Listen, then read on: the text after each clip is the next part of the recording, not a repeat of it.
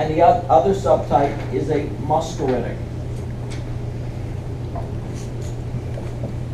So nicotinic and muscarinic are two subtypes of cholinergic receptors. There are two types of cholinergic receptors available to bind acetylcholine. Okay. So you have to know where one type is located and where the other type is located.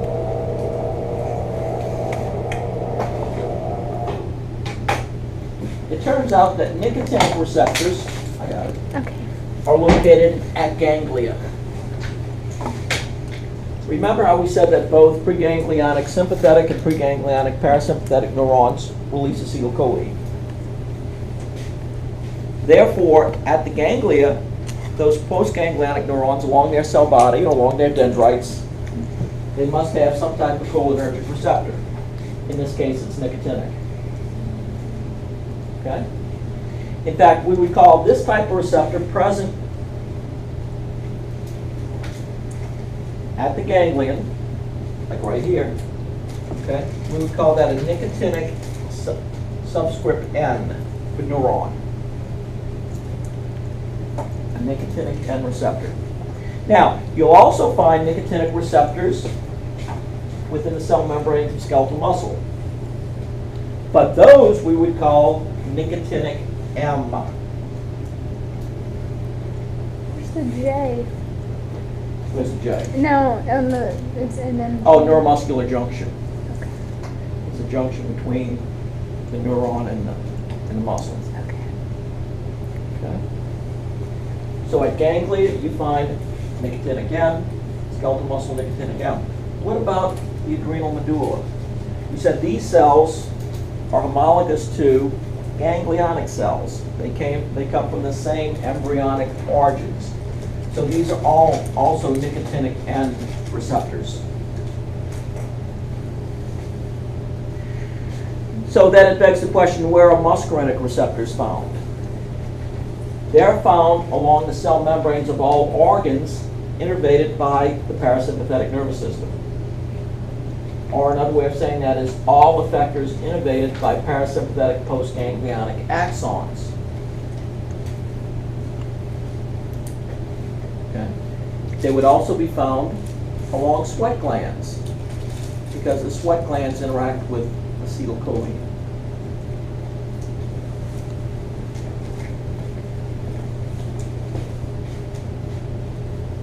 Yes? What does N subscript M mean again? Muscle. Okay. So those are found at neuromuscular junctions. So this is kind of a happy slide that depicts these different scenarios. Here at the ganglion, you're going to find nicotinic receptors, nicotinic N. Okay, this is a sympathetic pathway. Now, the postganglionic sympathetic neuron releases norepinephrine. So organs innervated by the sympathetic nervous system, because they interact with norepinephrine, they're not cholinergic. The only exception is sweat glands. Sweat glands are innervated by the sympathetic nervous system, but they represent the exception. Those postganglionic sympathetic neurons release acetylcholine. And so the effector in this case is going to have muscarinic receptors. All right, let's look at the parasympathetic pathway. Preganglionics release acetylcholine. Postganglionic cell bodies have nicotinic N receptors. The effectors, innervated by postganglionic neurons, have muscarinic receptors.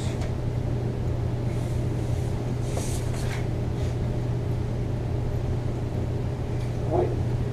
Let's contrast that with adrenergic neurons. We said adrenergic neurons release the neurotransmitter norepinephrine. Most sympathetic postganglionic neurons are adrenergic, the only exception being those to sweat glands. Those would be cholinergic. Okay? Now, let me show you something here. Let's go back and look at our neuron that produces norepinephrine.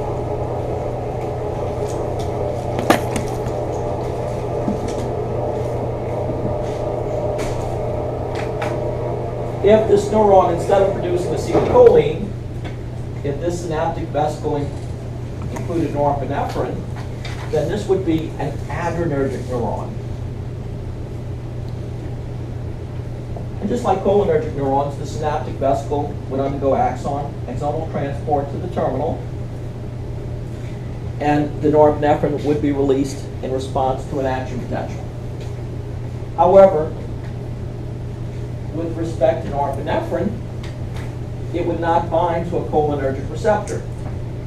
That receptor along the postsynaptic membrane would be called an adrenergic receptor.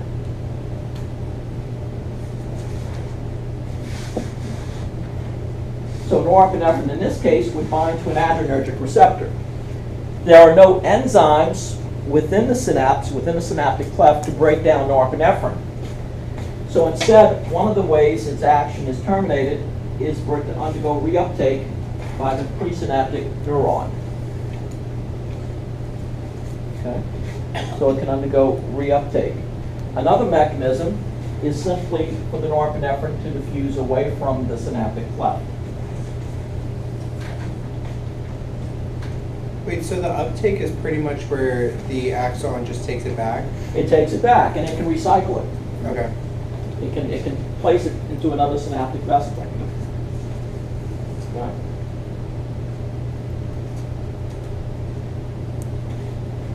Now, these adrenergic receptors can bind to norepinephrine, as we see here, that's released as a neurotransmitter. But let's suppose you had norepinephrine or epinephrine floating around the bloodstream as a hormone. Would it be able to bind to these receptors? Yes. Okay, so it doesn't matter if the norepinephrine was released as a hormone or as a neurotransmitter, it's still going to have affinity. It's the same molecule. It will still have affinity for those adrenergic receptors. Now, just as we have two different subtypes of cholinergic receptors, you have two different subtypes of adrenergic receptors. You have alpha adrenergic and beta adrenergic receptors. So we can subdivide adrenergic into alpha and beta. And the truth be known, when you take pharmacology, you'll further subdivide them into alpha 1 and alpha 2 and beta 1 and beta 2.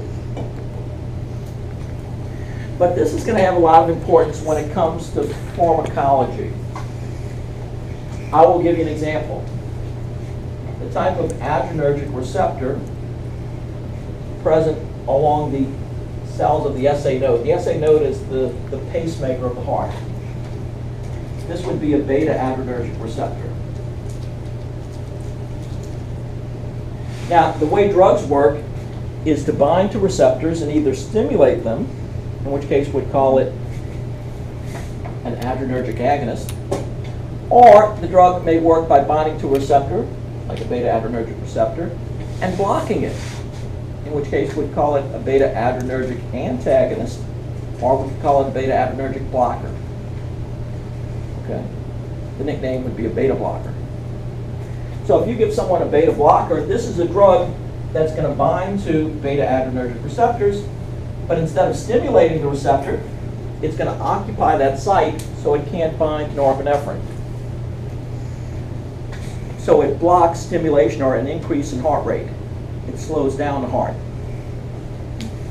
So drugs that work on receptors, that interact with receptors, do so by either stimulating those receptors or blocking them. If they stimulate, they're called agonists. If they block those receptors, they're called antagonists or blockers.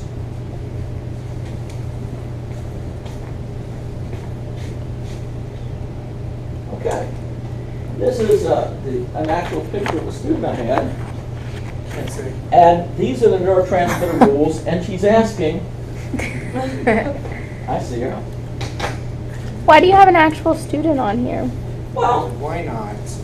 because I thought it was fun. At the time, I was learning how to do things like clip art and things like that. I still think it's fun. And I thought it was fun at the time to show a picture of one of the students who was actually in the class. Oh, okay. And she had asked this question: do we need to know this stuff? Okay. What do you think the answer is? Always. Yes. Yeah, of course. If not now, course. then definitely for pharmacology. Yeah, like for, in fact, not just now, forever. Right. This is stuff that you will use for the rest of your life if you follow through with nursing. You know, we always say that the nursing school admits about 70 students, and if you look on the walls, there's about 35 or 40 that graduate. So if you're one of those 35 or 40, then you have to commit that to memory. If you're one of those others, you don't have to remember it.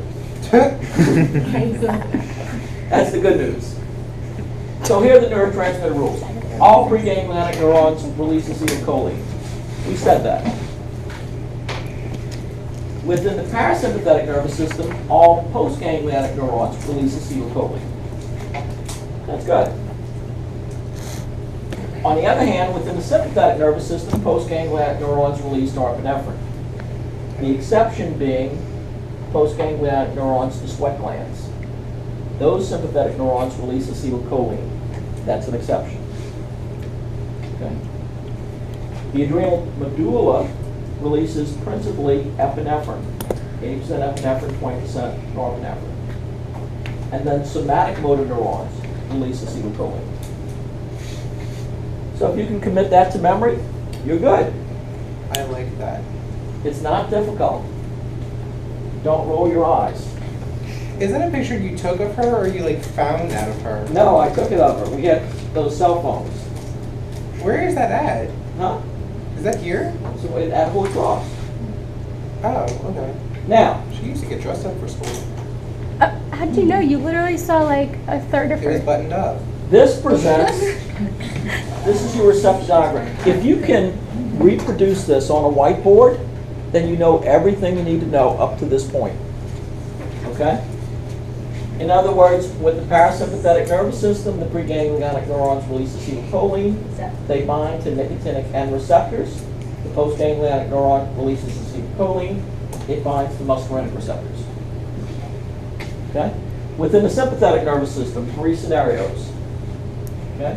In all three, the preganglionic neuron releases acetylcholine. In all three, the ganglion, or in this case, the modified ganglion, the adrenal medulla, has a nicotinic N receptor. Postganglionic sympathetic neurons release norepinephrine, which binds to either alpha or beta adrenergic receptors. Okay? The exception is the sweat glands. Those postganglionic sympathetics release acetylcholine, which binds to muscarinic receptors. The adrenal medulla releases epinephrine. It can bind to either alpha or beta adrenergic receptors. And then finally, somatic motor pathways, single neuron pathways that release acetylcholine. It binds to nicotinic M receptors. Not that difficult. When you put it like that, it really doesn't seem that difficult. It's not that difficult. We threw in a lot of verbiage to try to make the first pass through understandable, but it boils down to this. Boils down to this. Okay. So these are the receptor rules. And she's asking me, you're kidding me, right?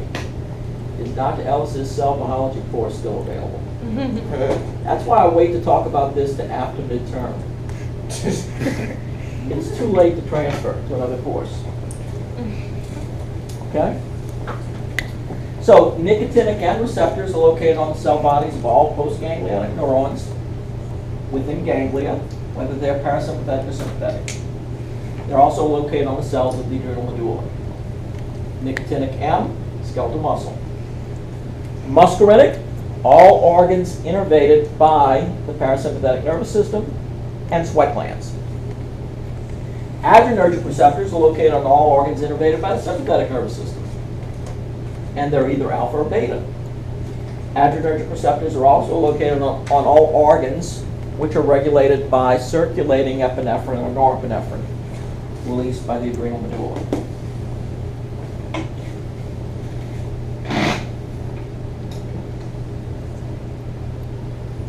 So, drug terminology.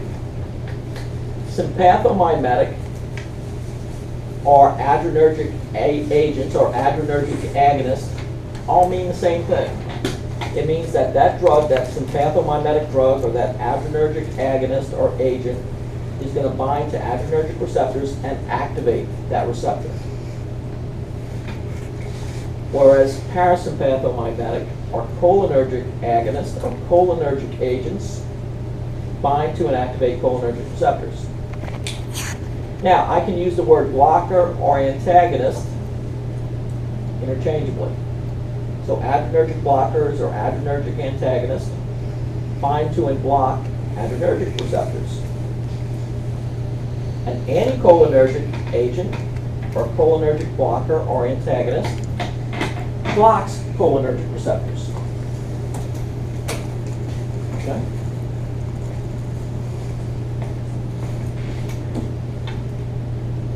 All right, let's talk in general about the sympathetic nervous system. It has three major functions. It regulates the cardiovascular system.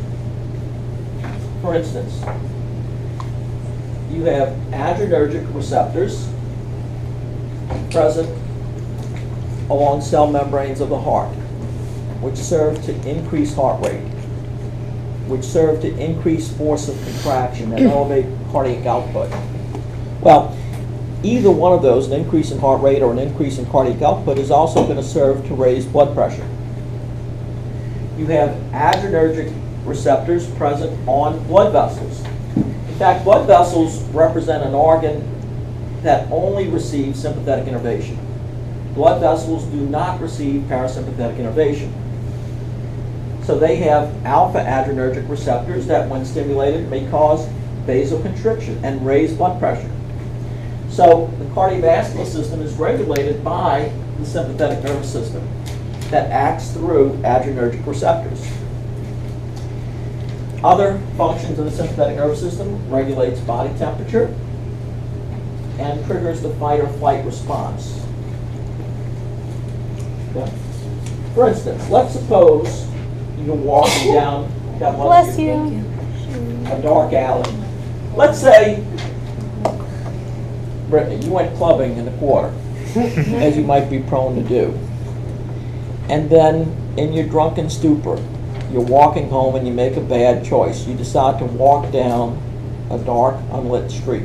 Get back to your car. And then suddenly, from out of the bushes, somebody comes and frightens you. Okay? Maybe they have a shank. Okay? And all of a sudden, you feel that surge of adrenaline.